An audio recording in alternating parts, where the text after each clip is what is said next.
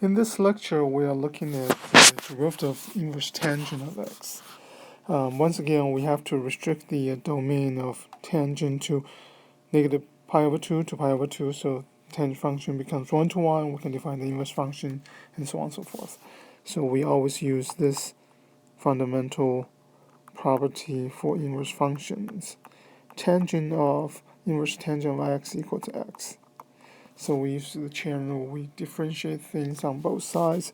So we take the derivative of the tangent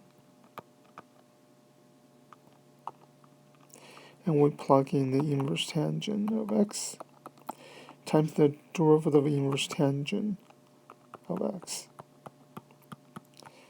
which is what we're looking for. Okay. Tangent derivative gives secant. So we have secant square x, secant square x, and then we do inverse tangent of x, and then we have the derivative of inverse tangent equals 1. So that is to say, inverse tangent of x, the derivative of it is equal to 1 over secant plus plug in inverse tangent of x, and then do the quantity squared this way.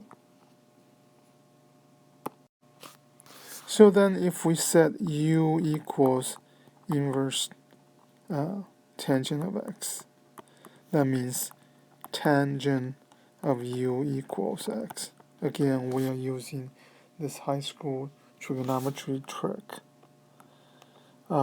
Tangent is opposite over adjacent, so we can do x over 1. Of course, the hypotenuse is actually x squared plus 1. Take square root of that. So secant u, that is secant inverse tangent of x, secant u equals adjacent over hypotenuse. But then what we have is square, so it would be 1 over square root of x squared plus 1 quantity squared, so we get 1 over square root of x squared plus 1. Here we want to find the derivative of the inverse secant x. We have to restrict the domain from 0 to pi. Also, I need to take out the point pi over 2 because that's that at that point secant x is not defined.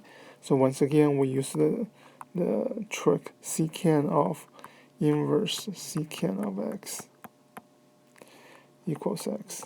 Then we take the derivative on both sides. So of course, with the right-hand side we get 1.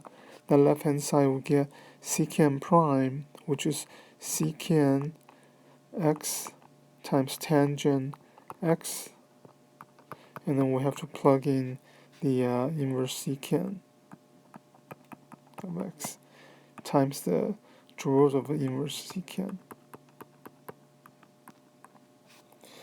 Alright, so then once again, move things to the other side.